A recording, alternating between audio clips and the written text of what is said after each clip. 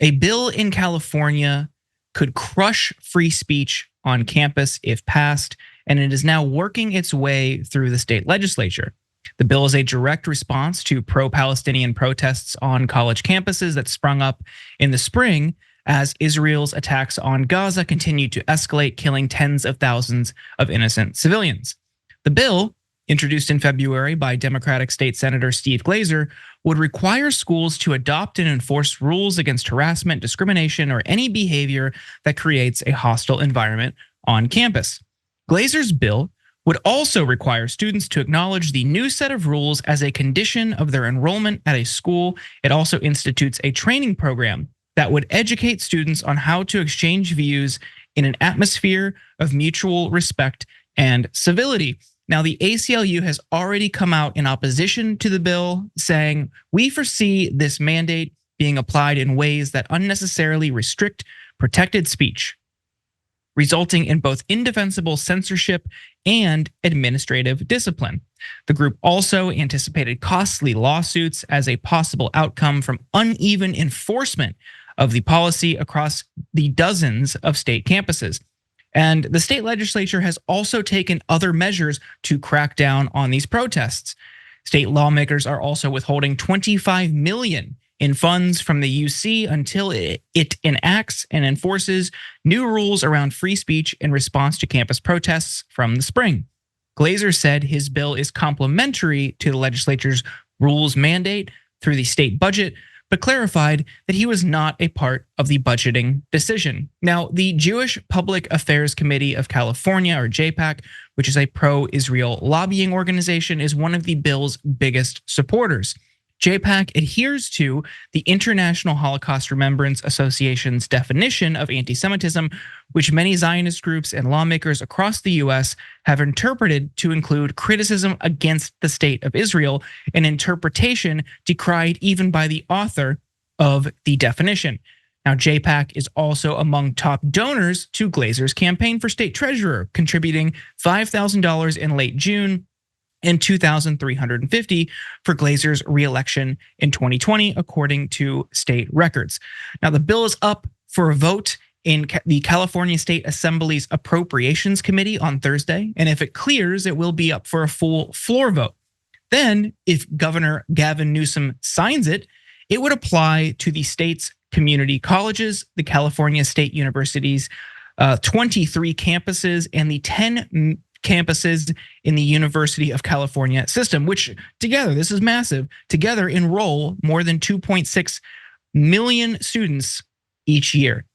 So John, this has sweeping consequences and effects over college students in California, which many of these campuses have a long, proud tradition of student activism. Hey, don't scroll away. Come back. Because before the video continues, we just want to urge you to lend your support to TYT. You power our honest reporting. You do it at tyt.com/team, and we love you for it. What do you make of this bill? Nothing good. I mean, nothing good for this bill, nothing good for the variety of other ways that individual states or from Congress, they've tried to strike out against those who just did the thing that college students do, which is, occasionally function as like the moral compass of America when it comes to international conflicts. I mean, in this particular case, we sort of understand historically why the status quo is going to be particularly sensitive about people speaking out against these atrocities. But this is just what colleges do. Like I was in college in the immediate aftermath of 9/11. We had protests at UConn. People did not want the war in Iraq or the war in Afghanistan to continue. Now, if you were advocating for an end to the war, there was certainly a lot of social pushback. Not a lot of politicians were able to do that, and some, like entertainers lost their jobs and everything. But I don't remember a ton of like a crusade against students. And the thing about this that has always bothered me the most is, like, these students pushed for a ceasefire. They did not want to see, endless civilian deaths. And I can sort of understand why those who are desperate for every drop of blood in Gaza to be extracted from the bodies from whence it came would be like super sensitive about those demands. Like if they had succeeded and the military strategy had to be adapted. But the students got almost nothing after months and months of advocacy. Almost nothing has been done. and you're still going to attack them afterward when they just tried and failed to have people live up to the values that they might purport to have? That just seems so utterly bizarre. There's other bizarre stuff about this, but that stands out to me. Yeah, so I understand why a college campus would have time, place, and manner restrictions for protests, for demonstrations. I think if you're on a semi-open public space, university, typically even state schools don't allow just anybody to walk onto campus. So within that, you have some restrictions that you can enforce. But I think the point the ACLU made was selective enforcement. That's a really interesting point that I think we need to consider, because we have seen, and not just on this issue, but across the board, selective enforcement of different policies across college campuses nationwide. So what we saw as these protests sprung up, the way they were being framed, the way they were being talked about, and certainly who was being punished was totally disproportionate. We don't have a total clear numerical view of who was on which side and who was contributing to what incidents. We have firsthand accounts, we have social media accounts, we have videos. We've seen, UCLA is a good example. We saw outside folks and we saw agitators come and throw fireworks, throw things at people who had set up an encampment. Didn't really see a lot of arrests, didn't see a lot of punishment. And it's an example like that, just like we've seen with police brutality protests. Force and state repercussions and state punishment typically went in one way. If you were out there protesting, in support of the police, if you were somebody who crossed state lines with a gun and killed somebody, if only there was such an example, there was very little punishment. And what we saw was I compiled a supercut in that instance. Person after person after person in cities nationwide were getting brutally assaulted by police officers. And we've seen people get attacked here. We've seen people get punished here. If you're going to crack down on people who are destroying property, people who are fighting, assaulting others, I would understand why you would want to do that. But totally preventing any encampment whatsoever, totally preventing any protest whatsoever, and framing criticism about that country and criticism about the military and the war, conflating that with anti-Semitism is absolutely reckless and has a chilling effect on free speech. Yeah, and it's intended to. It's not just the effect; it's the intent. You're totally right. I mean, look, they make reference to stopping people from creating like hostile environments and acting with civility, and yet they are pretending as if it was one group that did that. That's just not how it was. Actually, I totally agree. There can be time and place restrictions on protests. That has always been the case. This doesn't feel like that. This feels like a topical and ideological restriction on the sorts of protests that you can have. And by the way, in stopping, they'll frame it like everybody loves to throw around something being pro-Israel or anti-Israel. And I lived through the post-Iraq period. I know why people do that, and that is designed to chill speech. Israel is not one thing. Israelis don't believe one thing.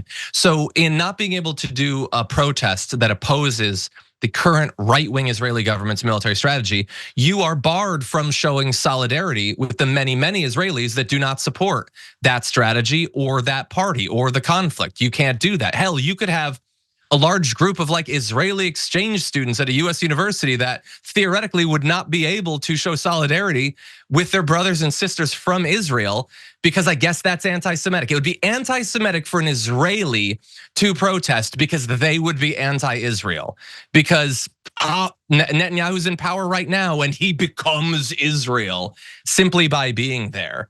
It's nonsense. And in particular, when the thing they're advocating for is peace, all of this, the framing has been sick from the very beginning. Some of this might make sense if the roles were totally reversed. And if those building the encampments were doing it to advocate for mass slaughter of civilians, then some of this might make sense. But when they're the ones calling for not only an end to the killing of civilians in Gaza, but a release of the hostages and all that, the entire thing is turned on its head and it's fundamentally sick. I'm sure it is a learning experience for those students, though. They are getting a master class in how American political culture works, how their government works. I'm sure that's very helpful to them as students of the world, but I don't think this is the role that universities are supposed to be playing in this sort of situation. Yeah, it should be content neutral, absolutely. And that was referenced in this Intercept piece, despite him saying it was in response to these protests. So it seems like that's the motive. The backing from groups who have a stake in silencing these discussions. This group also took California lawmakers to Israel to promote the country. I mean, it seems like just a smaller California-based version of AIPAC. That's their goal. That's their whole motive, right? It's to protect the state of Israel, the government's interests here. Okay, I mean, lay that out. Let's be honest about what they're doing and why they are going after protesters, why they're going after critics, and why they are trying to smear the critics, because they're just ultimately defending this government and this country. You could say you can defend the country and you could say you want it to exist while also protecting free speech here. Like, I don't think those two things are at odds with one another, and they certainly shouldn't be. And I also think it's reckless when people try to distort the messaging of these protesters by either cherry picking some kind of lunatic who showed up, or just random people, right? We saw a lot of that in Colombia. People outside of the campus, just the crazy people you see on the street in New York. People were showing up with like anti-Semitic signs, and then reporters would be like, "Well, here's someone at the protest." No, they're just a random person who walked over to the school. That person doesn't define a movement for peace.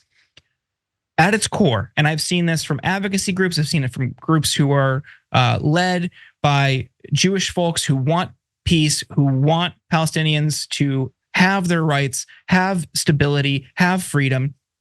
No person in their right mind is going to say, "I want the war to end, but I also want the hostages to stay there." No, it always goes hand in hand. And the defense is always, "Well, what about the hostages?" Yes, we want that. We want them to be free. The whole point of being anti-war isn't that I only want anti-war for my side. Unfortunately, that's often a lot of domestic policy here in the U.S. and a lot of the way a lot of Americans here and even some liberals will frame it. If you are truly anti-war at your core, you want this war to end, you want the hostages to be free, and you want diplomacy and peace. You want it throughout that region. You want it around the world. You can't just cherry pick which side that you want to benefit from these negotiations. And I think it's totally reckless when people try to just invoke the hostages and ignore that people who are advocating for a ceasefire actually want that too. If you enjoyed this video, that's because of our members. They make us independent, they make us strong, and they make us honest. Become a member today by hitting the join button below.